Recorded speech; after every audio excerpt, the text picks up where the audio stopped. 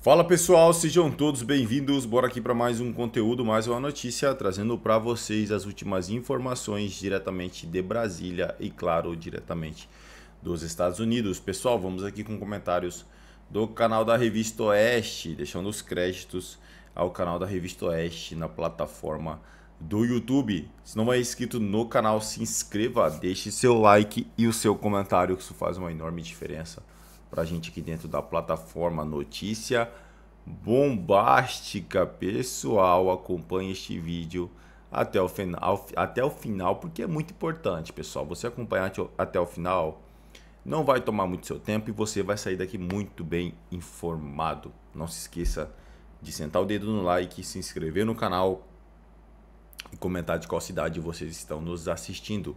Agora, sem mais enrolação, bora pro conteúdo. Afirmou nesta quarta-feira, durante cerimônia em comemoração ao Dia dos Professores no Rio de Janeiro, que uma nova conversa entre autoridades do Brasil e dos Estados Unidos está marcada para esta quinta-feira. O encontro dá continuidade às negociações entre os dois países após a ligação de Lula com o presidente americano Donald Trump no dia 6 de outubro. Sabe, não pintou química, pintou uma indústria petroquímica. Tá? Amanhã nós vamos ter a conversa de negociação. E eu estou dizendo isso para vocês porque a nossa relação, a relação humana, ela é química. O secretário do Tesouro, Scott Bessent, e o representante comercial dos Estados Unidos, Jamieson Greer, confirmaram que a tarifa de 50% sobre produtos do Brasil não se baseia apenas em questões comerciais, mas principalmente por motivações políticas e de direitos humanos. Vamos acompanhar. The question is about Brazil, the 50% tariffs on Brazil. Can you explain why they are being hit with 50% tariffs and why it falls under the umbrella of the International Emergency Economic Powers Act? Certainly, happy to do that. Now, to be really specific about Brazil, there's actually two regimes at place right here. There's the reciprocal tariff rate of 10% on Brazil, which everyone in the world has, which we're trying to do to control the global trade deficit, which is a huge problem for us.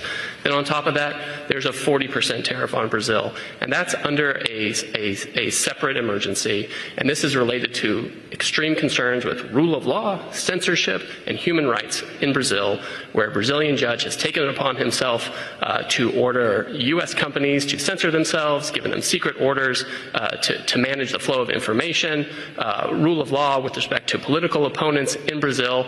And so when the... And the unlawful detention of U.S. citizens who were in Brazil. Correct. Now, the Treasury Department has often used IEEPA, which is the shorthand for the law you're talking about, to impose sanctions, which will cut off countries or companies or persons entirely from the U.S. financial system and cut off trade entirely. If the president can cut off trade entirely, he can certainly impose a tariff, which is a lesser measure than a full sanction. Há algo acontecendo no mundo e você precisa ver. Primeiro, a gente trouxe um trecho aí do que disse o presidente Lula nessa celebração do Dia dos Professores, que, aliás, deu o que falar. Daqui a pouco a gente traz outros trechos para comentar aqui durante o programa, mas primeiro ele confirmou, então, essa negociação entre Brasil e os Estados Unidos com relação ao tarifaço, lembrando que Mauro Vieira já está em Washington para a negociação com o Marco Rubio, e depois a conversa entre o secretário de Tesouro e também o Jamieson Greer, falando mais uma vez, trazendo o protagonismo do ministro Alexandre de Moraes, atribuindo ao ministro esse tarifaço de 40% a boa parte dos produtos brasileiros. Pois é, Paulo, em relação à fala do Lula, eu acho que a gente vai voltar nela, como você disse. Eu ainda não encontrei um adjetivo para a fala do Lula e ela pode ser fracionada em várias partes. Talvez eufórico, eu não sei, talvez acalorado. Daqui a pouco chega o adjetivo que a gente pode usar com moderação em relação ao estado do presidente nesta fala.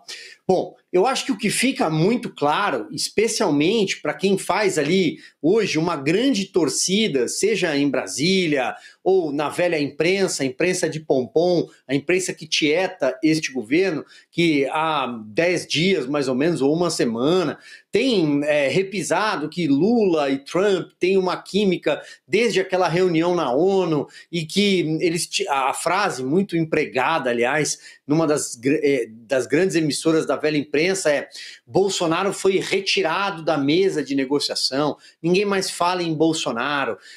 O Lula e o Trump, um outro comentarista disse ontem, o Trump nunca manifestou nada contra o Lula, é apenas uma questão de ajuste, apenas uma questão de tirar de cena Eduardo Bolsonaro e por aí vai. Bom, eu acho que é um banho de água fria em todos eles, para deixar muito claro que quando esta conversa acontecer, o Mauro Vieira, que é o chanceler oficial e não o chanceler informal, Celso Amorim, está tentando negociar os termos dessa conversa. Portanto, é uma viagem protocolar. Quando eles se sentarem à mesa, o presidente Lula da Silva e o presidente Donald Trump, é que nós saberemos quais são as cartas que vão ser colocadas. Estou me baseando, estou comentando a fala que a gente acabou de exibir. Fica muito claro que a questão das tarifas, que a questão das sanções todas impostas pelos Estados Unidos passam por violação de direitos humanos e pela figura de Alexandre de Moraes. A violação do Estado de Direito, a perseguição a um espectro político, a perseguição a empresas e cidadãos americanos, a censura. Eu acho que isso já está muito claro. Para quem não quer compreender, para quem vai tentar dourar a pílula, para quem vai tentar impor narrativas, talvez encontre uma surpresa quando eles estiverem frente a frente. Porque se esta fala do secretariado for repetida por Donald Trump, eu acho que o Lula vai sair muito mal na foto. Eu acho que ele vai ficar muito mal diplomaticamente, e aí talvez ele tenha de fazer cálculo político. Ele quer ser reeleito o ano que vem. Mas já está muito claro, com base no que a gente está acompanhando por parte das autoridades americanas, que não tem negócio com violador de direitos humanos, não tem negócio com Alexandre de Moraes. Então, sobretudo, eu acho que essa fala é um banho de água fria nessa quarta-feira na torcida, no pessoal que está aí com pompom na mão, seja na imprensa, seja no Congresso.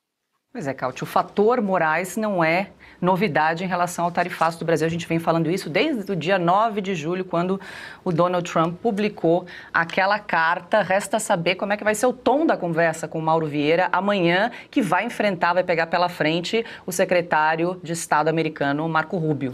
Pois é, me surpreendeu o tom desse funcionário do Ministério do Tesouro americano, né, do Departamento do Tesouro americano, a rapidez do raciocínio, porque o Brasil é um dos 193 países do mundo, não é o mais importante para eles, mas ele lembrava exatamente todos os pontos pelo qual o Brasil foi sancionado com 40% de tarifa adicional. Lembrou tudo.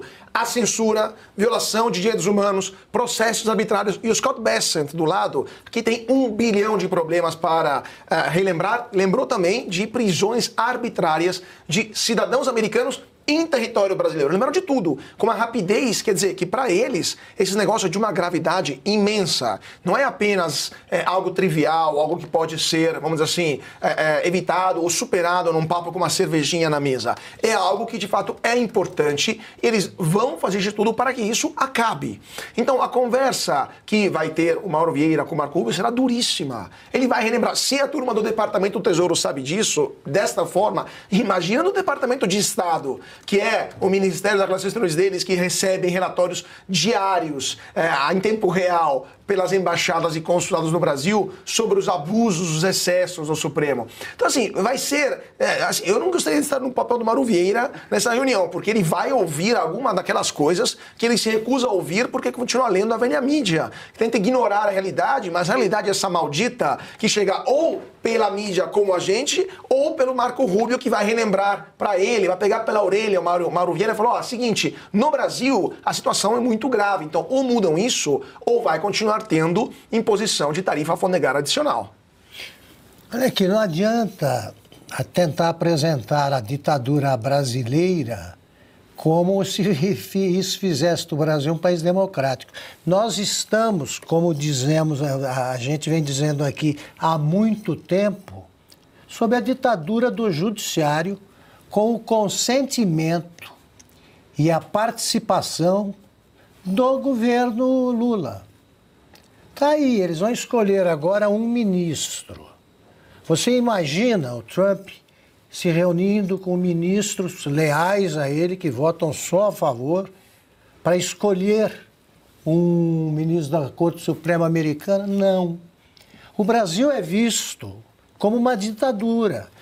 O PT agora, fantasiado de patriota, né, tem os seus militantes dizendo: como essa turma é contra o Brasil, vocês querem o mal do Brasil. Não, eu quero que o Brasil deixe de ser uma ditadura. E todo mundo que puder ajudar nessa luta será bem recebido.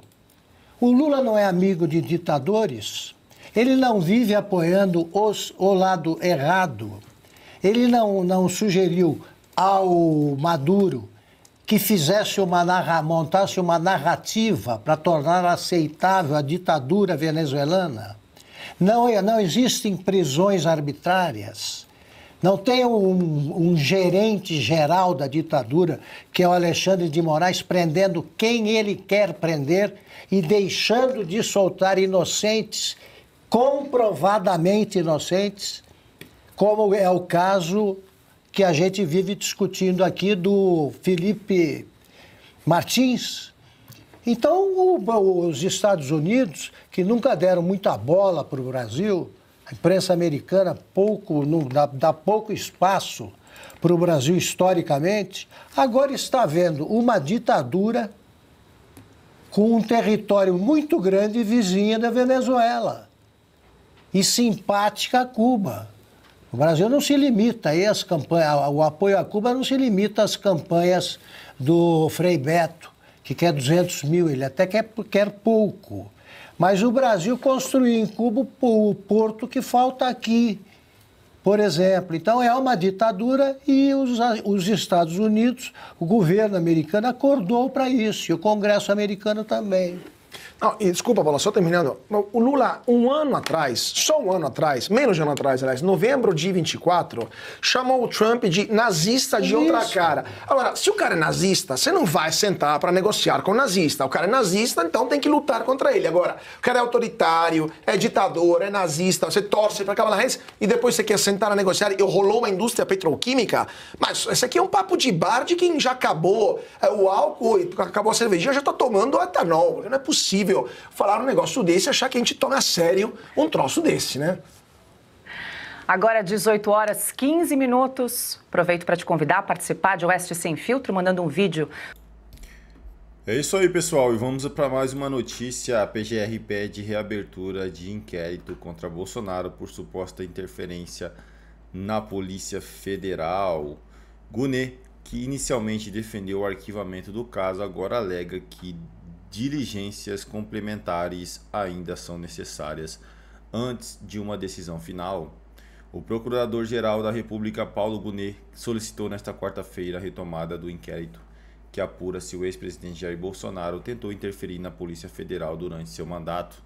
A investigação, iniciada em 2020 após declarações do então ministro Sérgio Moro, estava parada desde maio de 2024, quando o ministro Alexandre de Moraes, relator do caso no Supremo Tribunal Federal, pediu manifestação da PGR sobre um pedido de arquivamento feito pela gestão anterior. Gunê quer que a Polícia Federal reanalise os elementos já reunidos no caso e avalie se há conexões com a apuração sobre a chamada ABIN paralela, uma estrutura de espionagem ilegal supostamente criada durante o governo Bolsonaro. A intenção é, segundo a PGR, verificar se houve tentativa de acesso a informações sigilosas ou interferência em investigações que envolviam o então presidente, seus familiares e aliados políticos. Em junho, a PF apontou a participação de Bolsonaro em um esquema de espionagem ilegal na ABIN, mas ele não foi indiciado naquele momento por já estar respondendo por crime de organização criminosa em outro processo relacionado à suposta trama golpista. Bolsonaro foi condenado no STF no mês passado e agora a PGR avalia se oferecerá denúncia contra ele e os 36 indiciados no caso da ABIN. A origem do inquérito remonta à denúncia feita por Moro em abril de 2020, quando deixou o Ministério da Justiça alegando que Bolsonaro queria interferir na PF. A investigação foi aberta contra ambos, Bolsonaro por possível interferência e Moro por eventual denunciação caluniosa. Em 2022, a PF concluiu que não houve crime e, na sequência, a vice-procuradora Lindora Araújo, da gestão de Augusto Aras, pediu o arquivamento do caso. Agora, Gunê reverte essa posição. É isso aí, pessoal. Agradeço a vocês pela companhia. Se não é inscrito no canal, se inscreva. Deixe seu like e o seu comentário, que isso faz uma enorme diferença pra gente aqui dentro da plataforma.